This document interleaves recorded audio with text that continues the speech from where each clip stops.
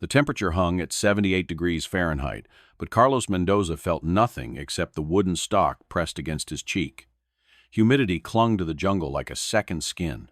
Through the pre-dawn mist, 600 meters downrange, 37 Japanese soldiers moved in column formation along the narrow trail, exactly as they had for 3 mornings straight. They hadn't learned. Carlos exhaled slowly, his Springfield M1903 trained on the lead officer. The rifle had been his grandfather's hunting weapon, rebored and maintained with religious devotion. He'd zeroed it at this exact distance 2 days ago using a Japanese lieutenant as his reference point. 1 shot. Center mass. The man had dropped without a sound. Today would be different. Today, the entire patrol would die. His spotter, Miguel Reyes, lay motionless beside him in their hide, a shallow depression beneath a fallen mahogany tree they'd prepared 72 hours earlier. 3 escape routes. Fallback positions at 200-meter intervals. Nothing left to chance. Range confirmed, Miguel whispered, his voice barely audible above the jungle's morning chorus. Wind, 2 clicks right. Moving targets. Carlos's finger caressed the trigger. The officer raised his hand to halt the column. Perfect. They were bunching up, exactly as doctrine taught them not to. The Springfield cracked once. The officer's head snapped back in a pink mist. Before his body hit the ground, Carlos had cycled the bolt and fired again. A sergeant clutched his throat and fell. Panic erupted. Soldiers scattered like startled birds. But the narrow trail funneled them into Carlos's kill zone. He fired methodically. 5 rounds, 5 bodies. Reload. The brass clip ejected with a metallic ping that sang like a prayer. The Japanese returned fire blindly into the jungle canopy, their Arasaka rounds shredding leaves 50 meters above Carlos's position. They couldn't see him. They never did. 6 more rounds. 6 more dead. Miguel was already packing their equipment, moving with practiced efficiency. They had 90 seconds before the survivors organized a flanking maneuver. Carlos fired his remaining rounds into the writhing mass of confusion, then rolled backward into the undergrowth. 17 down, 20 fleeing. The hunt was just beginning. East route, Carlos hissed. They low-crawled through pre-cut paths in the elephant grass, invisible, silent. Behind them, Japanese voices screamed orders. Boots thundered on the trail. They were pursuing ghosts. Carlos and Miguel reached their secondary position, a rocky outcrop 400 meters northeast. From here, they could see the Japanese regrouping, officers screaming at their men, pointing randomly into the jungle. The survivors thought they were safe. Carlos settled the crosshairs on a machine gunner, setting up his Type 92. 1 breath, squeeze.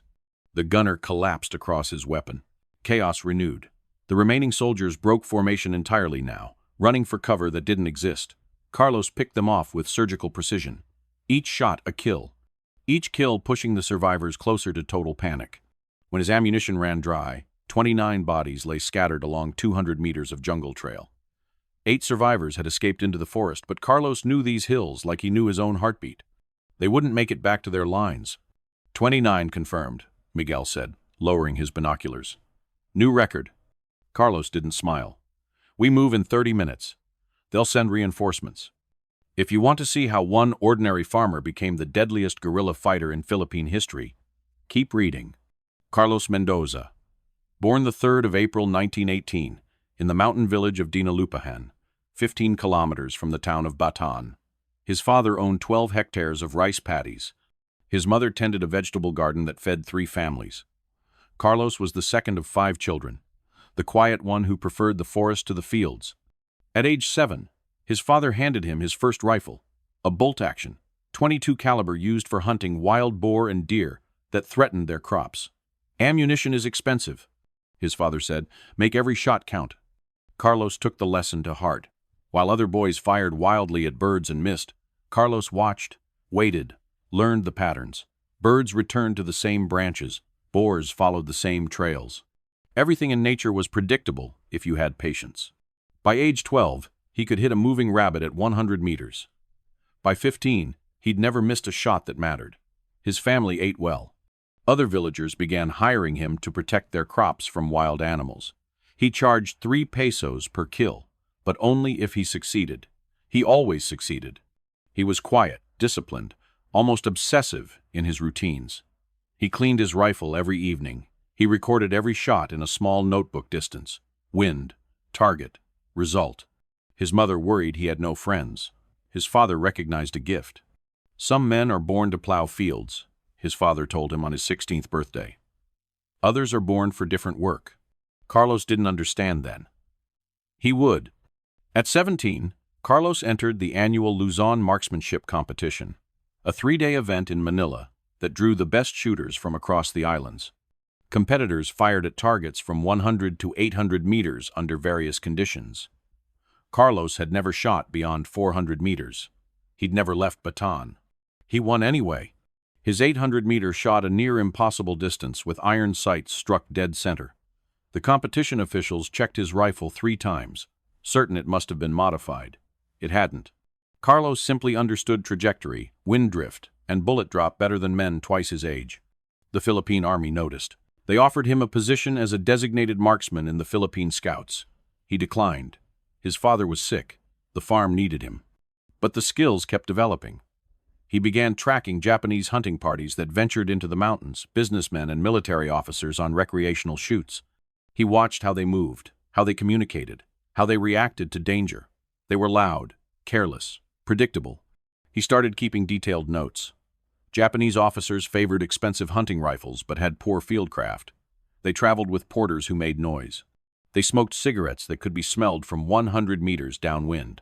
They never posted sentries when they stopped for lunch. Carlos didn't know why he recorded these observations. Some instinct told him the information would matter. His philosophy crystallized during these years. Patience defeats speed. Observation defeats strength. Discipline defeats numbers. He practiced remaining motionless for hours, slowing his breathing until his heartbeat dropped below 50 beats per minute. He learned to read terrain, to predict where enemies would walk, based on path of least resistance. He studied how light changed through the day, creating shadows and concealment. When war came, Carlos Mendoza was the most dangerous man in the Philippines. He just didn't know it yet. The 8th of December, 1941, 10 hours after Pearl Harbor. Japanese bombers appeared over Clark Air Base like a swarm of locusts. Carlos watched from his village as the sky turned black with aircraft. The explosions could be heard 40 kilometers away. By nightfall, much of the American Air Force in the Philippines had been destroyed on the ground. The strategic situation was catastrophic. Japan needed the Philippines to secure their supply lines to the Dutch East Indies oil fields. The island sat like a dagger pointed at Japan's southern expansion. MacArthur had 130,000 troops, Filipino and American, but they were poorly equipped, poorly supplied, and facing a veteran Japanese army fresh from victories in China. On December 22nd, 43,000 Japanese troops landed at Lingayen Gulf, 200 kilometers north of Manila. Another 7,000 landed at Limon Bay to the south. The pincers were closing. The numerical imbalance was crushing. Japanese forces had air superiority, naval superiority, and combat experience. The defenders had courage and little else. MacArthur ordered a fighting retreat to Bataan Peninsula, a mountainous, jungle-covered thumb of land that guarded Manila Bay. The plan: hold Bataan until reinforcements arrived from America. Everyone knew reinforcements weren't coming. Everyone pretended otherwise. Carlos received his orders on January 4th, 1942. The Philippine Army was conscripting every able-bodied man. He reported to a makeshift command post in the town of Balanga, carrying his grandfather's Springfield and 200 rounds of ammunition he'd purchased himself. The officer who interviewed him was a tired-looking American captain named Thompson. "You know how to shoot that thing?" Thompson asked. "Yes, sir." "How well?" "I don't miss, sir." Thompson laughed bitterly. "Son, everyone misses in combat. The noise, the fear, you'll be lucky to hit the ground." Carlos said nothing. Words meant nothing. Results would speak. Report to the defensive lines on Mount Samat. Try not to die in the first week. Carlos saluted and left. He had no intention of dying at all. The 9th of January 1942, 1,430 hours. Mount Samat Forward Observation Post. The first Japanese probe came at mid-afternoon, a reinforced platoon, roughly 50 men, advancing through the jungle toward the American-Filipino defensive lines. They moved well, using cover, maintaining dispersion. These weren't the careless hunters Carlos had observed in peacetime. Sergeant Davis, a grizzled American veteran, handed Carlos a pair of binoculars. "You see 'em?" "Yes, Sergeant. Approximately 400 meters, moving northeast along the ridge trail. We wait until they're at 200 meters, then open fire with everything. Understood?" Carlos understood. He also understood it was the wrong tactic. "Sergeant, request permission to engage now." "Son, you can't hit anything at 400 meters with iron sights in this jungle." "I can, Sergeant." Davis studied him for a long moment. Something in Carlos's eyes must have convinced him. "One shot. You miss. We do it my way." Carlos settled into a firing position, his Springfield resting on a fallen log.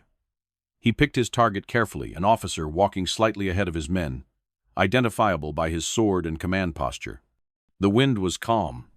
The range was comfortable. He fired. The officer dropped instantly, struck through the chest. The Japanese patrol froze in confusion. "Holy Mary, Mother of God," Davis whispered. Carlos had already cycled the bolt. He fired again. A soldier fell. The patrol scattered, seeking cover. Carlos fired methodically, one round every 8 seconds. Each shot found flesh. By the time the Japanese located his muzzle flash and returned fire, Carlos had killed 7 men. "Cease fire," Davis ordered. "Relocate. They'll bring mortars on this position." But the Japanese didn't bring mortars. They withdrew. The entire patrol melted back into the jungle, carrying their wounded, leaving their dead. Davis stared at Carlos with something approaching awe. "Where the hell did you learn to shoot like that?" "Hunting boar, Sergeant. They're harder to kill than men." That night, Carlos realized something profound. The Japanese army was professionally trained, well-equipped, and experienced, but they followed predictable patterns, doctrine, standard operating procedures. They advanced along trails because jungle movement was difficult. They established command posts at identifiable terrain features. They resupplied at regular intervals. Everything in war, like everything in nature, followed patterns, and patterns could be exploited. He made a decision that would define his war. He would not fight like a soldier. He would fight like a hunter. Within 2 weeks, Carlos had perfected a system that would make him legendary and virtually unkillable. Position selection. He never fired from the same location twice. His hides were shallow, temporary, and abandoned the moment he engaged. He chose positions with 3 criteria: clear sightlines to known Japanese routes, multiple escape paths, and natural concealment that required minimal modification.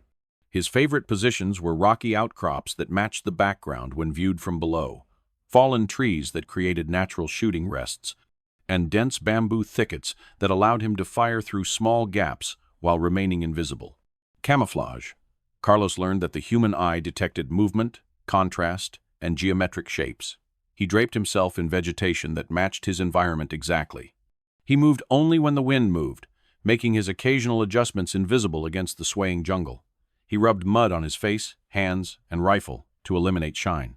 He never wore anything that could reflect light. Engagement distances.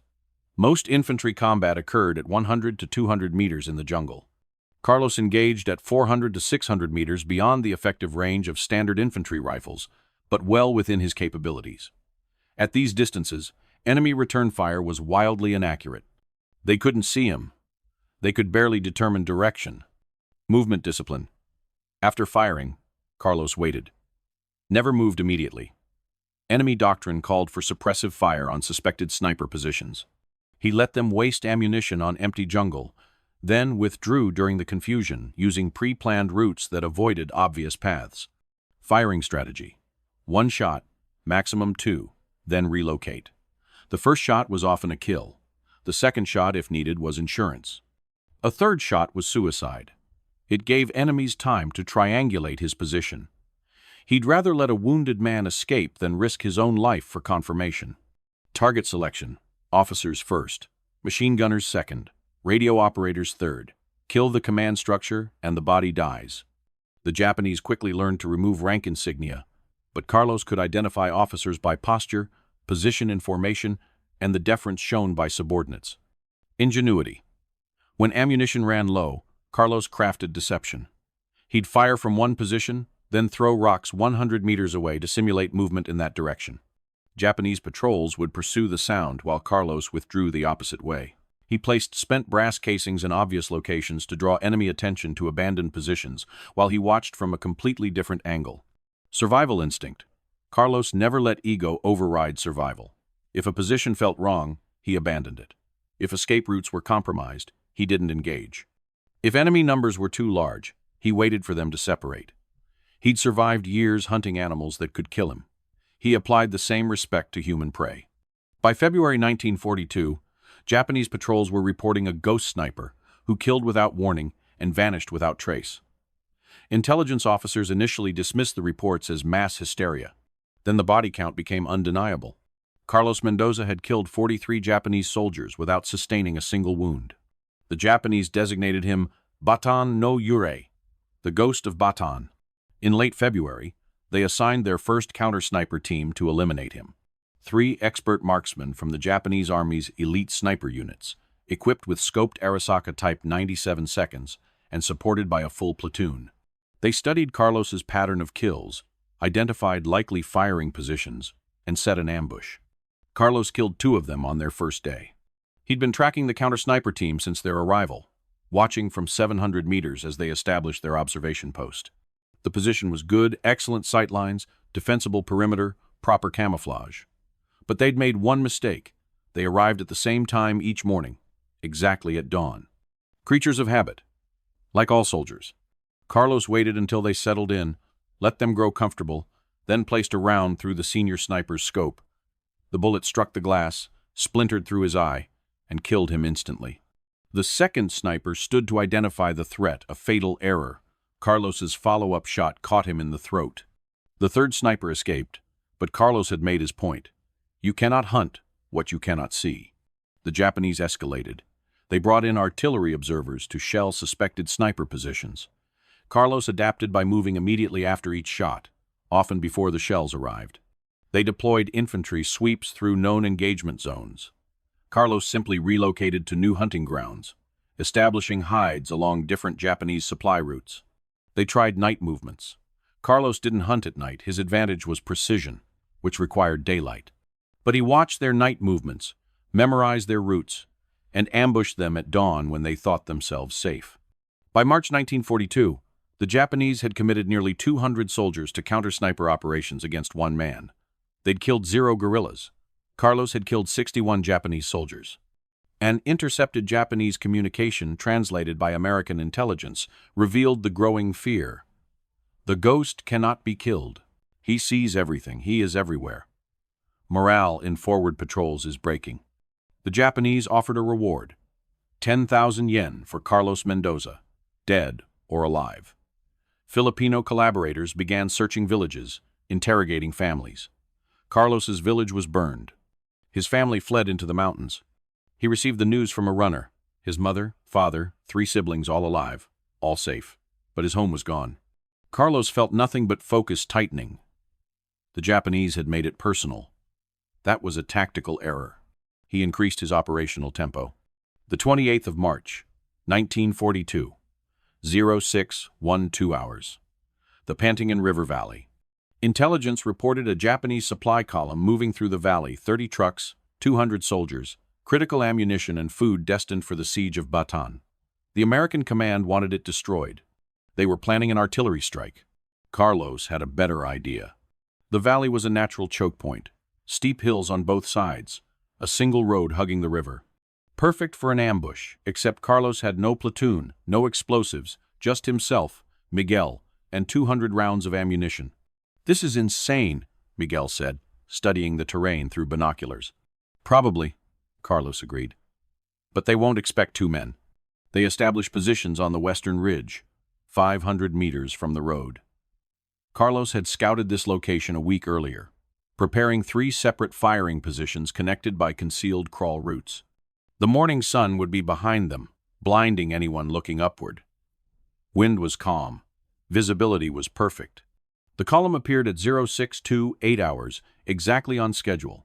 30 trucks moving at 15 kilometers per hour, infantry spread between vehicles, officers and staff cars near the middle of the formation. Carlos let the first 10 trucks pass. Never hit the head of a column they can reverse and escape. Hit the middle, trap both halves. His first round struck the driver of the 11th truck. The vehicle swerved, crashed into the riverbank, blocking the road. Before the Japanese could react, Carlos fired again, killing the officer climbing from a staff car. Chaos erupted. Soldiers poured from trucks, seeking cover, returning fire blindly toward the hills. Carlos picked them off methodically. Miguel spotted targets, called corrections. The choreography was perfect. "Officer, 45 degrees right, next to the overturned Jeep." Carlos fired. The officer fell. Machine gun crew setting up. Behind the second truck. Carlos shifted aim. 2 shots, 2 dead crew members. The machine gun went silent. The Japanese brought mortars to bear, but they were firing on estimated positions. Shells exploded harmlessly 200 meters north of Carlos's actual location. He continued firing. After 12 minutes, he'd expended 80 rounds and killed 34 soldiers. The column was shattered, leaderless, pinned down by an enemy they couldn't see. Then something unexpected happened. A Japanese officer, braver or more foolish than the rest, organized a frontal assault up the hillside. 50 soldiers fixed bayonets and charged directly toward Carlos's estimated position. "Time to go," Miguel said urgently. "Not yet." Carlos remained calm. He switched to rapid fire, working the bolt as fast as his fingers allowed. The charging soldiers were climbing, exposed, silhouetted against the morning sky. They were easy targets. He dropped 6 in quick succession. The charge faltered, soldiers diving for cover. Carlos reloaded, fired again. 3 more down. The assault broke entirely, survivors scrambling back down the hill in panic. "Now we go," Carlos said. They low-crawled to their secondary position, 300 meters south. The Japanese were still firing on their previous location, wasting thousands of rounds on empty jungle. From the new angle, Carlos could see the entire valley. The supply column was completely stopped, trucks abandoned, soldiers huddled behind inadequate cover. He had maybe 5 minutes before Japanese reinforcements arrived or they got organized enough to escape. He made them count. 18 more kills, precision shots, officers, radio operators, anyone trying to restore order. Each shot carefully aimed, each squeeze deliberate. The Springfield ran hot, the barrel too warm to touch, but still accurate. When his ammunition finally ran dry, the valley was a graveyard.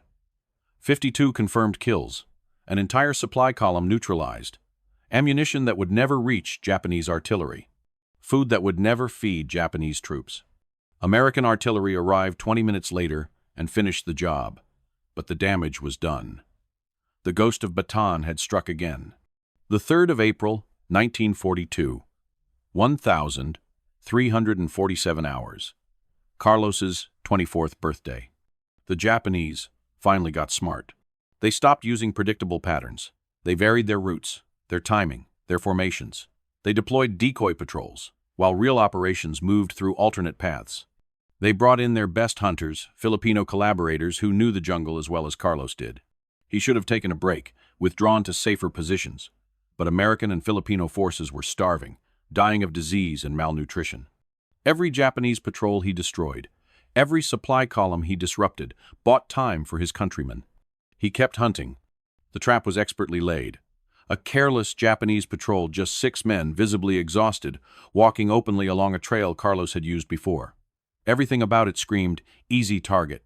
Carlos knew it was bait. He took it anyway. He chose a position 400 meters from the trail, concealed in a bamboo thicket with excellent escape routes.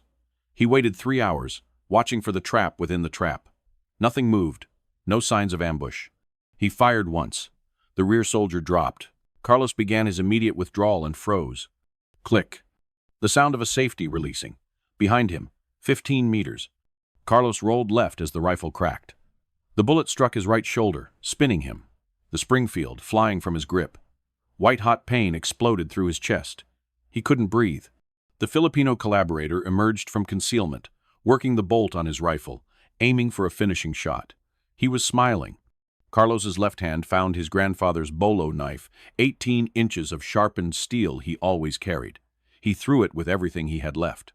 The blade struck the collaborator in the throat.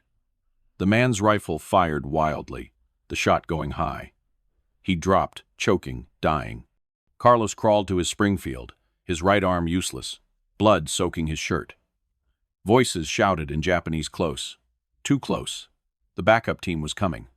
Miguel appeared from nowhere, grabbing Carlos's good arm, dragging him toward the escape route. Bullets snapped through bamboo around them. They ran, staggered, fell, ran again.